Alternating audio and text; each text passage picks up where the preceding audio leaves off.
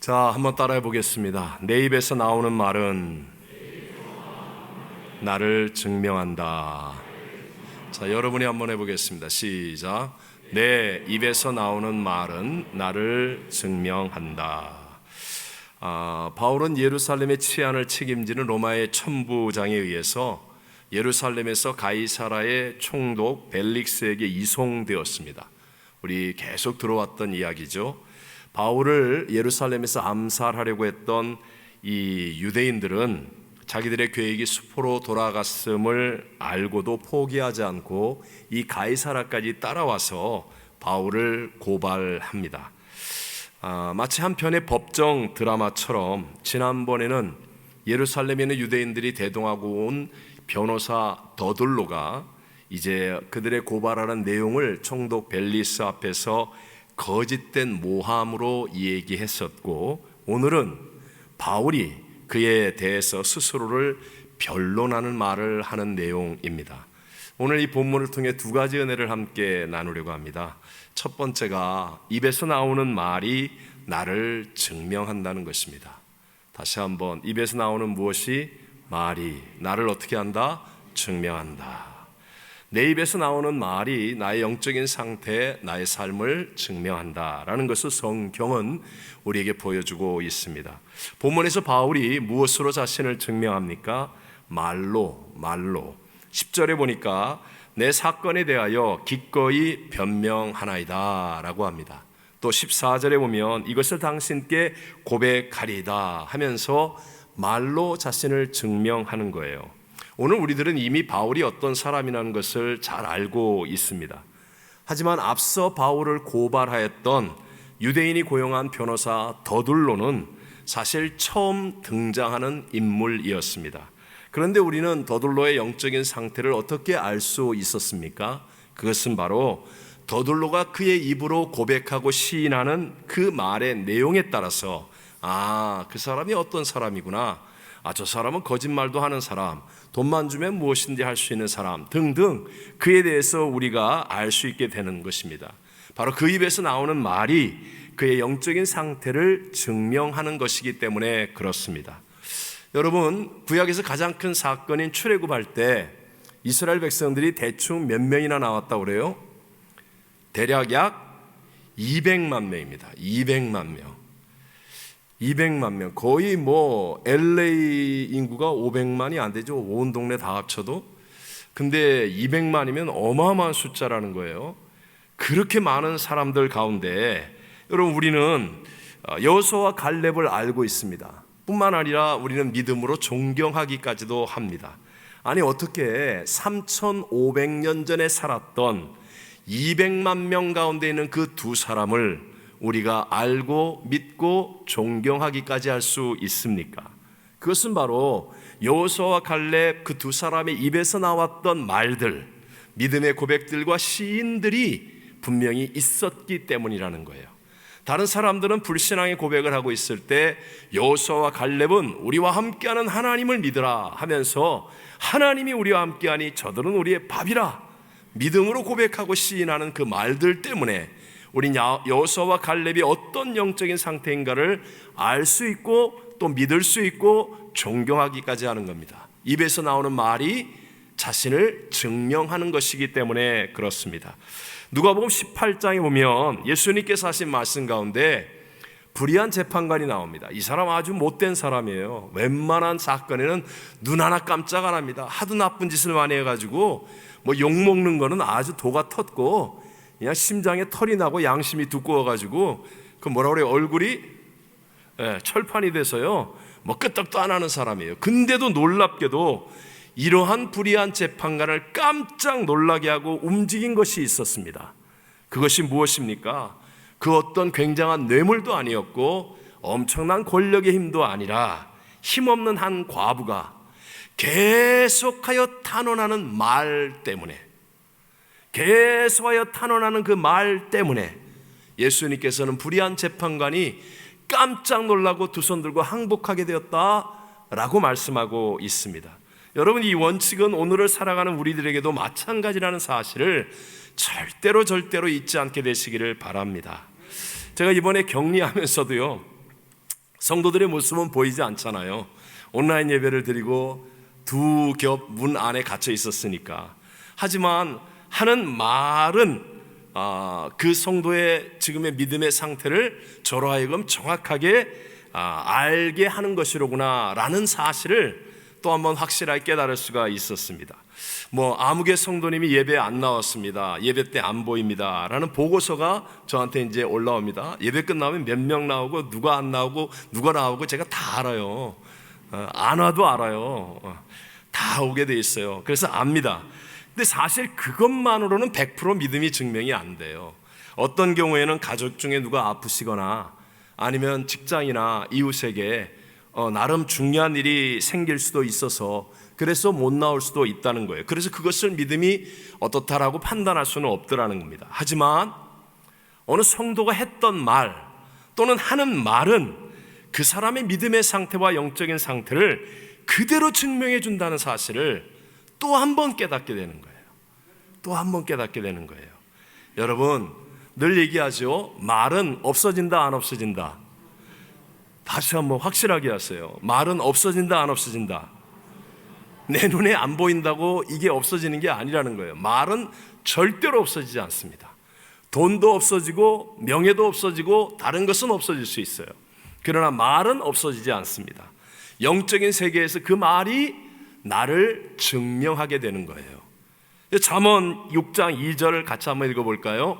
내 입의 말로 내가 얽혔으며 내 입의 말로 인하여 잡히게 되었느니라. 아멘, 아멘.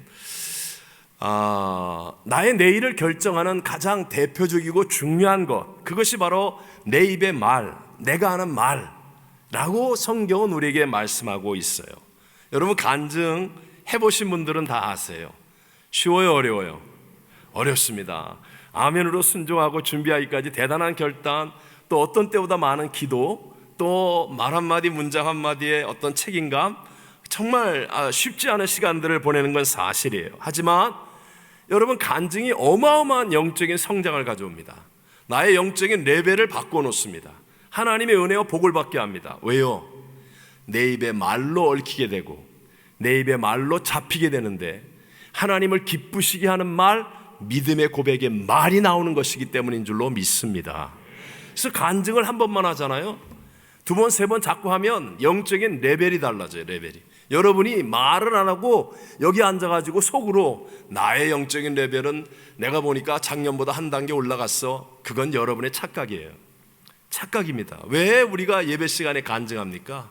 우리 성도들의 영적인 레벨을, 영적인 세계에서의 레벨을 올려주는 거예요. 입의 말로 인하여 얽히게 되고 잡히게 되는 거예요. 하나님은 내가 한 말대로 나를 대접해 주시는 거예요. 여러분, 왜 중보기도가 중요합니까? 왜 찬양이 중요합니까? 찬양 인도 같은 거 하거나 성가대를 하거나 마스크를 쓰고라도 찬양과 찬송과 가사를 열심히 부르는 사람, 그게 아무것도 아닌 것 같죠? 그 가사는 최고의 믿음의 말입니다.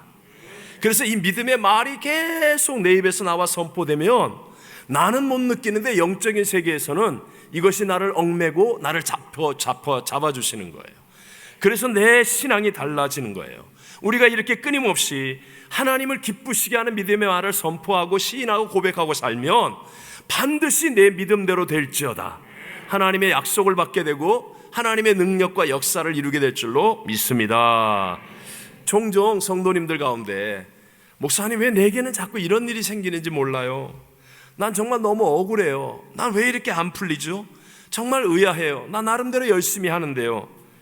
그러면 제가 꼭 이제 그래도 몇 가지를 얘기하고 안 되면 반드시 확인하는 게 있어요. 성도님이 무심코 하는 말을 살펴보십시오. 무심코 내뱉는 말, 또 의식 없이 하는 말, 화가 났을 때 하는 말, 이런 말들을 녹음을 하든지 꼭 살펴보시든지 아니면 성도님 주변에 있는 가족이나 다른 사람, 친구에게 물어보십시오. 내가 하는 말이 어떤 것인지. 나는 무의식적으로 하고 있어요. 의식하지 않은 상태에서 버릇처럼 아이고 내 팔자야, 이런 망할 놈들, 망할 인생, 이런 말, 나쁜 말, 부정적인 말, 분노의 말, 저주의 말, 하나님 기뻐하지 못하는 말, 이러한 말들은 내 눈에는 안 보여요. 뱉고 나면 없어지는 줄 알아요. 하지만 그것이 정확하게 우리를 얽어매고 우리를 잡히게 만드는 거예요. 그래서 분명히 겉으로는 열심히 신앙생활하는데 의식으로는 자기 나름대로 최선을 다한다고 하는데, 근데 무의식 속에서 나오는 대부분의 말이 부정적인 말, 그냥 아무렇지도 않게 툭 뱉는 말이 상처 주는 말, 남의 마음을 아프게 하는 말, 하나님께 영광을 돌리지 못하는 말, 이 말 때문에 내 운명이 안 바뀌고 삶이 안 바뀌게 되는 것이에요. 이걸 분명히 확인해야 됩니다. 오늘 본문에서도 더둘로와 바울, 우리가 본 적도 없고 잘 알지도 못하는 더둘로이지만, 그러나 그 두 사람이 입으로 시인하고 고백하는 말이 하나님 앞에 심판을 만들게 되고 결국은 그것대로 자기를 증명하게 되는 것임을 우리가 깨닫게 되는 것이에요. 여러분, 정말 내 입에서 나오는 말이 영적인 나를 증명하는 것임을 단 한순간도 잊지 않게 되시기를 바랍니다. 자, 두 번째, 오늘 사실 이게 우리의 핵심이에요. 전하려는 복음의 내용과 방법이 같아야 한다는 것입니다. 전하려는 복음의 무엇과 무엇이, 내용과 방법이 어떻게 된다? 같아야 한다. 다시 한번, 복음의 무엇과 무엇이, 내용과 방법이, 내가 전하려고 하는 복음의 내용과 그 방법이 같아야 한다. 제가 쉽게 설명하면, 어떤 사람이 상대방에게 사랑을 전하려고 합니다. 내게 있는 사랑을 전하려고 해요. 그런데 내용은 사랑을 전하는 거예요. 근데 방법이 납치, 감금, 폭력, 이런 방법을 사용한다면 그것이 사랑이 올바르게 전달되겠습니까? 안 되겠습니까? 안 되는 것이죠. 내용과 방법이 같아야 된다는 거예요. 바울이 앞서 말했던 더둘로와 전혀 다른 것, 완전히 다른 것은, 더둘로는요, 전하려는 내용은 근사하지만 방법은 근사하지만 내용이 약한 거예요. 그러니까 내용과 방법이 다르다는 거예요. 근데 바울은 자기가 전하려고 하는 내용과 전하는 방법이 똑같아요. 내용의 진실함처럼 전하는 방법도 정직합니다. 세상의 부정부패와 타협하지 않는 순전함입니다. 내용과 방법이 같은 사람, 여기에 능력이 있는 겁니다. 여기에 능력이 있는 거예요. 자, 오늘 본문 16절을 앞을 보고 읽어보겠습니다. 이것으로 말미암아 나도 하나님과 사람에 대하여 항상 양심에 거리낌이 없기를 힘쓰나이다. 아멘. 자, 보세요. 자기가 지금 말하는 것이 양심에 거리낌이 없기를 바랍니다. 하나님과 사람 앞에서. 그러면서 자기가 그 예루살렘에 왜 왔는지, 구제하는 일, 재물을 전하여 주는 일, 또 성전에서 하나님의 말씀을 따라 결례를 지켰던 모든 일, 그때 아무도 소동하지 않았다. 나는 하나님의 율법을 따라 결례를 지켰다.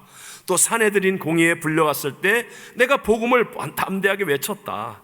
이런 것들 어느 것 하나 불법이 없었다 라는 것을 바울이 계속해서 이제 말하고 있는 거거든요. 바울은 전하는 내용과 전하는 방법이 같았다는 거예요. 이게 굉장히 중요한 겁니다. 우리 기독교 역사에서 보면 전하려는 복음의 내용과 방법이 같지 않았기 때문에 능력을 잃어버렸던 아픈 역사들이 참으로 많습니다. 대표적으로 십자군 전쟁이 그랬고 또 서구 제국주의가 그랬습니다. 십자군 전쟁은 내용은 뭐예요?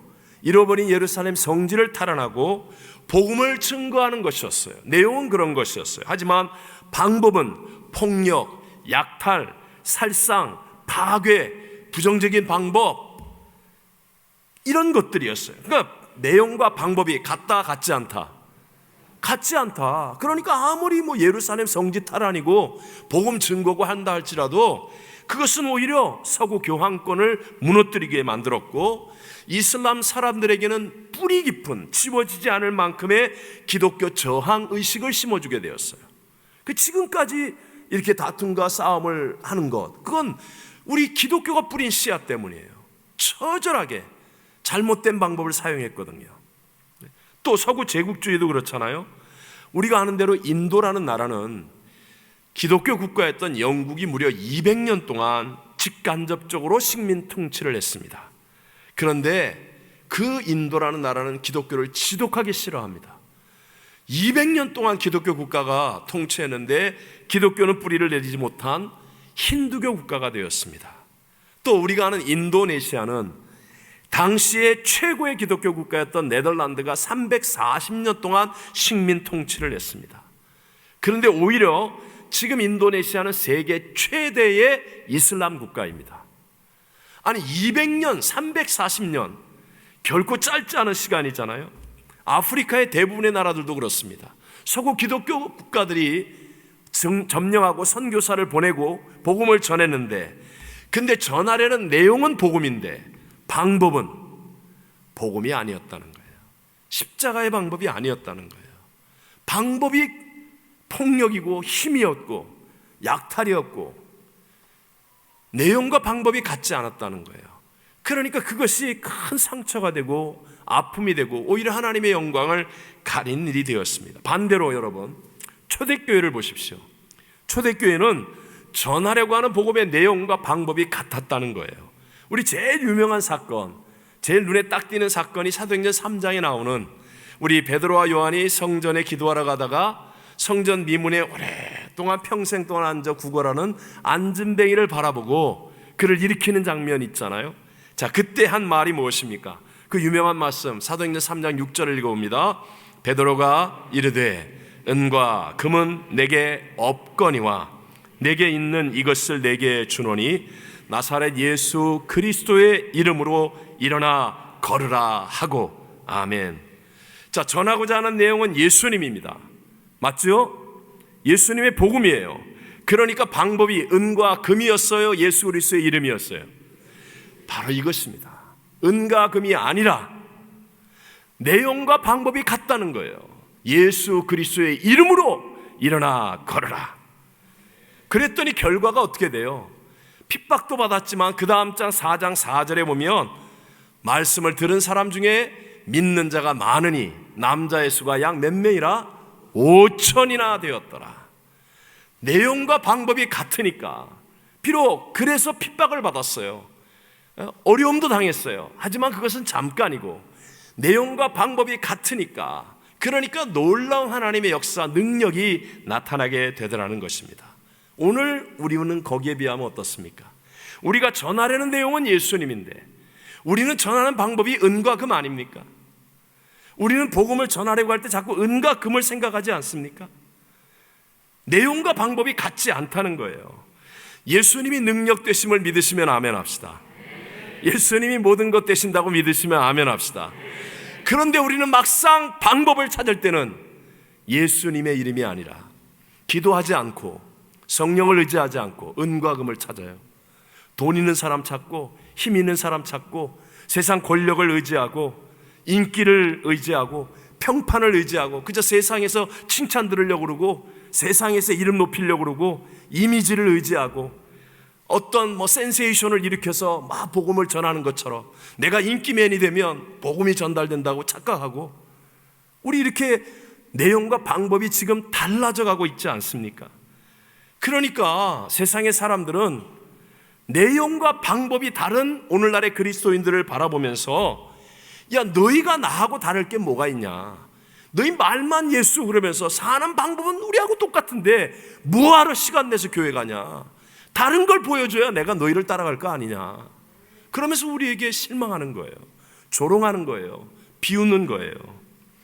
명심하십시오. 십자가에서 다 이루었다 하신 예수님은 완성입니다. 완성. 그 하나님의 내용은 완성이에요. 그 복음을 전할 수 있는 방법은 오직 사람밖에 없습니다. 하나님의 내용은 완성, 복음은 완성이고 전하는 방법은 사람입니다. 그 사람이 누구입니까? 바로 저와 여러분인 줄로 믿습니다. 우리가 복음으로 살아가는 삶을 살 때 예수님이 나의 주인이십니다. Not I but Christ의 삶을 살아갈 때 때로는 그렇게 하느라고 잠깐은 손해본다니까요. 잠깐은 왕따 당한다니까요. 잠깐은 내가 어려움을 당한다니까요. 내가 예수님으로 복음으로 살아갈 때 너는 왜 나하고 달라? 그러면서 우리를 괴롭히고요, 우리를 조롱하고요, 잠깐은 그렇게 한다니까요. 그러나 우리가 끝까지 철치 끝, 다시 한번 뭐요? 철치 끝. 뭐예요? 철저하고 치열하게 끝까지 우리가 철칙끝 믿음을 지켜보세요. 반드시 하나님의 역전승은 놀랍게 우리의 인생 가운데 일어나게 될 줄로 믿습니다. 네? 여러분, 지금 우리가 복음을 전하는데 교회가 이렇게 바르게 열심히 하는데도 전달이 안 되는 것은 마지막 시대의 악함의 영향도 있지만, 그러나 우리 대부분의 성도들의 신앙이 관념 속에 있기 때문에 그래요. 살아나가지 않아요. 복음으로 살지 않아요. 복음을 아는데 복음으로 살지 않아요. 복음은 관념 속에 있습니다. 내용은 그리스도, 예수 그리스도라는 것을 아는데 실제로 내가 살아가는 모습은 예수 그리스도가 주인 되게 살지를 않아요. 문제가 있으면 기도하기보다는 기도는 안 하고 자꾸 힘 있는 사람 찾아다니고 권력을 의지하고 세상 인기를 찾고 정말 복음으로 살려고 하지 않아요. 언제나 말은 예수 그리스도, 아는 건 예수 그리스도라고 하면서 내 입장이 먼저이고 내 형편과 처지가 먼저이고 내 유익이 먼저이고 Not I but Christ가 안 이루어지는 거예요. 그러면 하나님의 능력과 역사는 우리를 통해 나타날 수가 없다라는 것입니다. 자, 여러분 명심하십시오. 오늘날 많은 그리스도인들이 확신을 못 갖고 있어요. 확신을 아는데, 근데 내가 용기 있게 그래 나도 I but Christ로 살아야지 아는데 실제로 땅 하고 문제가 다가오면 그냥 두려움, 염려, 유혹, 확신이 없어요. 그걸 탁 하고 부딪혀서 싸워서 이겨낼 만한 확신이 없어요. 확신이. 왜 그렇습니까? 언제나 복음보다, 주님보다 나를 먼저 생각하기 때문에 그래요. 여러분 명심하세요. 나를 먼저 생각하면 우리의 인생은 평생 휘둘림을 당하게 되어 있어요. 나라는 존재가 원래 흔들리잖아요. 어제는 이게 좋았다가 오늘은 저게 좋았다가, 오늘은 이 사람이 최고라고 그랬다가 내일은 저 사람이 최고라고 그랬다가, 나라는 존재는 언제나 변하잖아요. 내 감정이 변하고 좋아하는 게 변하고 내가 추구하는 게 변하고 내 유익이 바뀌고 늘 변하는 거예요. 그러니까 나를 앞세우는 사람은 늘 흔들려요. 컨디션 좋을 때는 막 그냥 순교도 할 것 같아요.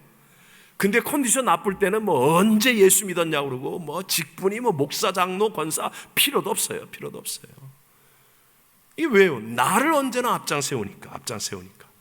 그런데 여러분, 근거가 나에게 있지 않고 예수님께 있게 만드는 거예요. 예수님께. 그러면 예수님은 어제나 오늘의 영원토록 동일하시거든요. 상황과 형편이 바뀌는데 언제나 예수님께 나의 근거를 두는 거예요. 하나님이 세상을 이처럼 사랑하사 독생자를 주셨으니, 자, 나로 인하여 구원받는 게 아니라 하나님이 내가 죄인 되었을 때 나를 사랑하여 나를 위해 십자가에 죽으심으로 언제나 근거를 예수님께 두는 거예요. 예수님께. 그러면 처음에는 이게 영적인 일이기 때문에 잘 안 믿어져요. 육신적인 일이 막 눈앞에 다 펼쳐지고 다가오고 부딪히고 그런 유혹과 문제가 언제나 더 커요. 더 급해 보여요. 하지만 계속해서 말씀을 묵상하고 말씀을 붙잡고 살아가다 보면, 그러면 예수님이 나보다 더 앞장서는 어느 순간에 내가 염려하고 어려워하고 힘들어했던 그 모든 것들이 합력하여 선이 되는 것을 경험하게 되는 거예요. 그것이 한 번 경험하고 두 번 경험하면 그런 것은 내공이라고 얘기해요. 자꾸만 이 안에 내공이 쌓여요. 그래서 나도 모르는 사이에 확신이 쌓여지는 거예요. 확신이.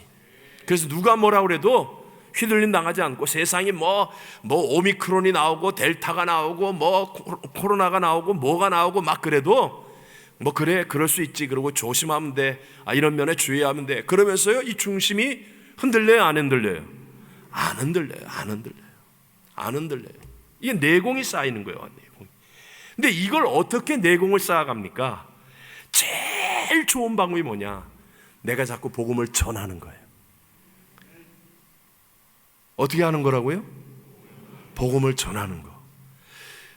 참 멍청하다고 그래요. 멍청하고 좀 안타까운 사람은 복음을 전하라 이 말을 하면 자꾸 뭐 교회, 요새 목사님이 뭐 교회 성도가 안 나와서 누구 불러오라고 그러나, 숫자 채우라고 그러나, 이런 얄팍하고 어리석은 생각에 마귀가 이끌고 가는데 그냥 가는 거예요. 그런 차원이 아니에요. 그런 차원이. 여러분, 복음을 전해보면요, 예수님이 근거가 된다. 내가 아니라 예수님이 근거가 된다는 게 무엇보다 내게 먼저 믿어지는 거예요. 내게 먼저 복음을 전해보잖아요. 그러면 그 사람이 나는 아직 준비가 안 돼서 안 나가요. 아니에요. 예수님이 당신을 사랑하셔서 예수님이 십자가에 죽으셨기 때문에 괜찮아요. 그러면서요, 자기도 아직 못 믿었으면서, 그래서 어디서 들은 거 가지고 자꾸 얘기하다가 내 안에 이게 쌓이는 거예요.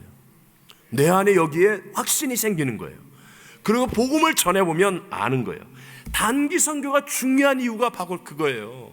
단기 선교 갔다 오면 누구든지 믿음이 일단은 성장하는 이유, 그것은 우리가 전하려고 하는 내용이 예수 그리스도이고 그가 구원자이시며 그가 주인이심을 전해야 한다는 사실을 우리가 알고 있기 때문에 예수님이 선교의 방법이 되는 거예요. 그래서 예수님이 선교의 방법이기 때문에 우리가 언어도 잘 안 되잖아요. 그러니까 막 더 열심히 막 기도하잖아요.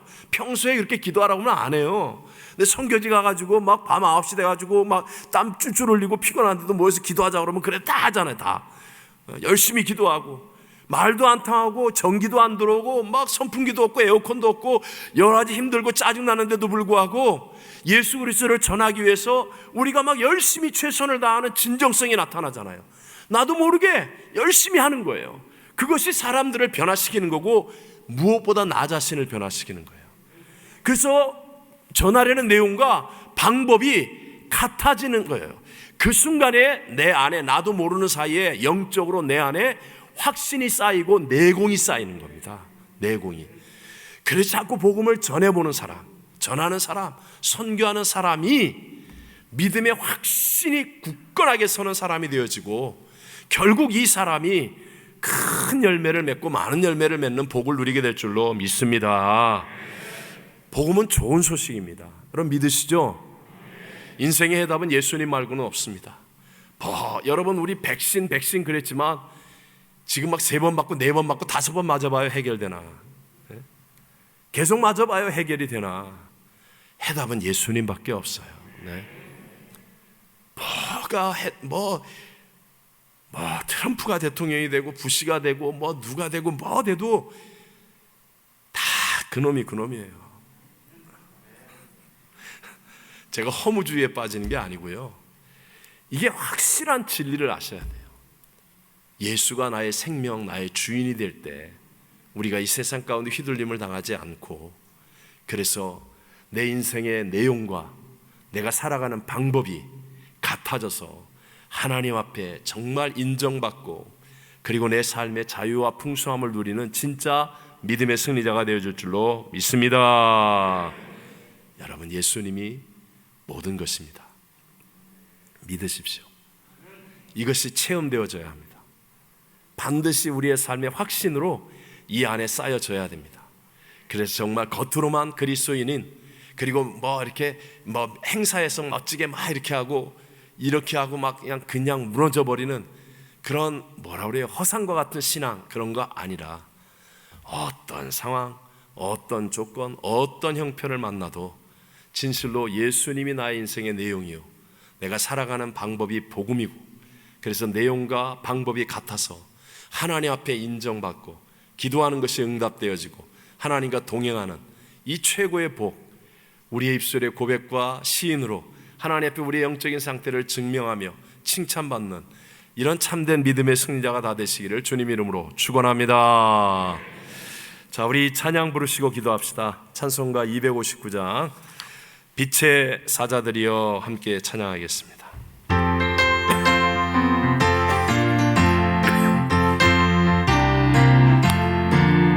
빛의 사자들이여 어서 가서 어둠을 물리치고 주의 진리 모르는 백성에게 복음의 빛 비춰라. 빛의 사자들이여 복음의 빛 비춰라. 죄로운 마음 밝게 비춰라. 빛의 사자들이여 선한 사역 위하여 힘을 내라. 주